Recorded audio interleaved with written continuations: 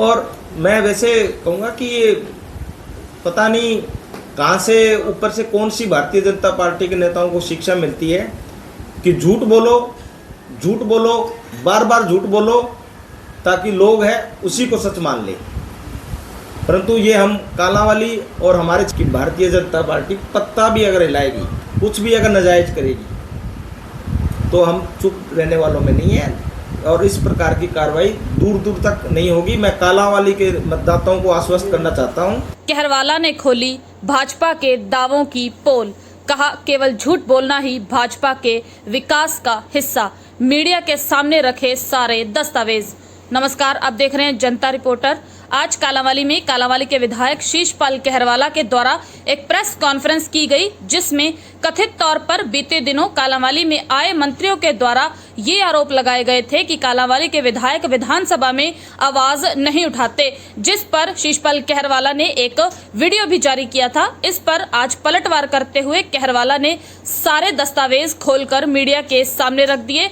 उन्होंने बताया कि किस प्रकार से उन्होंने कालांवाली हलका के लिए आवाज उठाई है और क्या क्या मुद्दे जो विधानसभा में कहरवाला के द्वारा उठाए गए हैं, साथ ही कालांवाली और आसपास के गांव में भी क्या क्या विकास कार्य करवाए गए हैं और कितने पैसे लगाए गए हैं, ये भी शीशपाल कहरवाला ने मीडिया को बताया।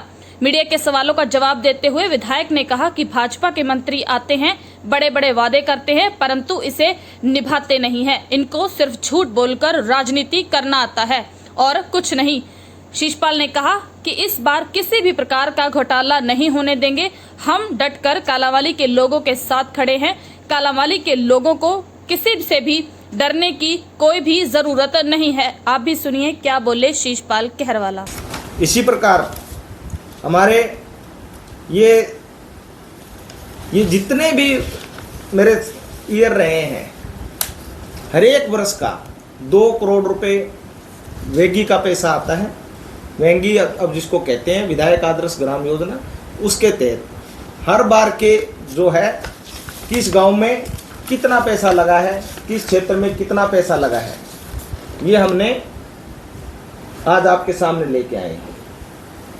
मैं ये बताना चाहता हूं कि जीतेगा वही जिसको कालांवाली के लोग वोट डालेंगे, वही व्यक्ति जीतेगा। कोई शीशपाल के कहने से या कृष्ण बेदी, पीयूष गोयल या कोई और गंगवाजी मिनिस्टर के कहने से कोई जीतता नहीं। ये उनका वहम है, ये निकल जाना चाहिए। और जिस बात के लिए कल उन्होंने कहा कि शैलजा जी आ गए तो उन्होंने एक पैसा नहीं लगाया, तो मैं आपके माध्यम से ये तमाम कागज है जिनमें उनके 52 की जगह मैं कह रहा हूँ कि 58 लाख रुपए ही मिलेंगे, जो कि कालांवाली के लोगों के लिए उन्होंने अपने एमपी लैंड से जारी किए हैं। और हमने भावदीन के लिए भी 3,24,000 का, जिसमें एक टैंकर और तमाम हमने काम दिए। और इसके अलावा जो काम है हर गांव का आप फोटो ले सकते हैं, कितना किस गांव में कहां पे पैसा हमारा जारी हुआ। 10 लाख रुपए कालांवाली के में भी हमारे नामदेव सभा है, उन्होंने इनवाइट किया, वहाँ भी 10 लाख रुपए, कालांवाली के अंदर भी 10 लाख रुपए लगाने का काम किया। ये तो मैं कह रहा हूँ कि हमारा जो पर्सनल कोटा था उसके तहत काम हुए। उसके अलावा भी जो हमारी रिकमेंडेशन अलग तरीके की भी होती है, जिसमें चाहे डी प्लान हो, चाहे अन्य सरकारी कार्यक्रम हो, जिसके अंदर एमपी और एमएलए की रिकमेंडेशन से काम होते हैं। वो आज से 3 दिन पहले हमने यहाँ कृष्ण बेदी जी का एक बयान सुना, जिसमें उन्होंने कहा कि यहाँ ना तो कोई सीनियर नेता नहीं आता, एक आएगा तो दूसरा टांग खींचेगा, परंतु यहाँ पूरी कांग्रेस पार्टी एक साथ मिलकर चुनाव लड़ी। और वो कहते थे कि शैलजा जी तो बिल्कुल नहीं आएंगे। कल शैलजा जी भी आए, और जब शैलजा जी आए तो उनकी तरफ से एक बयान आया कि शैलजा जी को बने लगभग 1 साल हो गया और उन्होंने कालांवाली में एक भी पैसा नहीं दिया, उनसे 52 लाख रुपए हिस्सा बनता है, उसका हिसाब मांगो। तो मैं तमाम मीडिया के माध्यम से कालांवाली की जनता को हिसाब देने के लिए आज मैंने ये बुलाया है कि किस प्रकार से भारतीय जनता पार्टी के नेता जो मंत्री पद पे रहे, जिन्होंने सरकारी मशीनरी का दुरुपयोग किया, यहाँ पे सरकारी गाड़ियाँ आमला जमला, जब लोगों ने कहा कि ये आप नहीं चला सकते तब वो बाहर हुई। और उसके अलावा भी सरकारी मशीनरी का उन्होंने दुरुपयोग करके यहाँ पे चुनाव लड़ने की कोशिश की और हमारे कुछ साथियों को धमकाने की भी कोशिश की और कालांवाली के लोगों को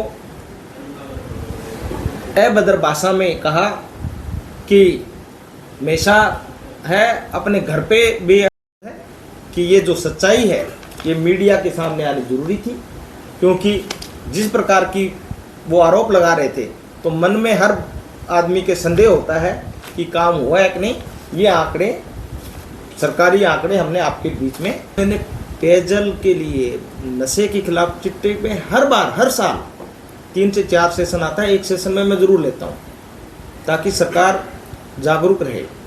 इसी प्रकार से मैंने यहाँ से अनऑथराइज्ड कॉलोनियाँ हैं उसको मैंने रेगुलर करने के लिए, चाहे यहाँ सीवरेज व्यवस्था के लिए, मैंने स्टेडियम के लिए, मैंने यहाँ पे जो हमारा हॉस्पिटल है उसमें स्टाफ पूर्ति के लिए, बेड्स की संख्या बढ़ाने के लिए, कोई एक ऐसा सिंगल लोकल मुद्दा नहीं है जो विधानसभा के पटल पे हमने ना रखा हो। और वो विधानसभा में वो रहते हैं, उसी विधानसभा में आप बोलते हो तो उस समय वो वहाँ पे होते हैं। आपने कहा कि ऑन रिकॉर्ड है सारा, लेकिन उन्होंने यहाँ पे आके सारे को झुठला दिया, तो कहीं ना कहीं कालांवाली के लोगों को गुमराह करने का काम मंत्री करके गए हैं।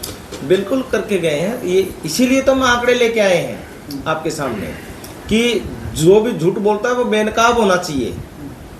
और मैं वैसे कहूँगा कि ये पता नहीं कहाँ से ऊपर से कौन सी भारतीय जनता पार्टी के नेताओं को शिक्षा मिलती है कि झूठ बोलो, बार बार झूठ बोलो ताकि लोग हैं उसी को सच मान ले।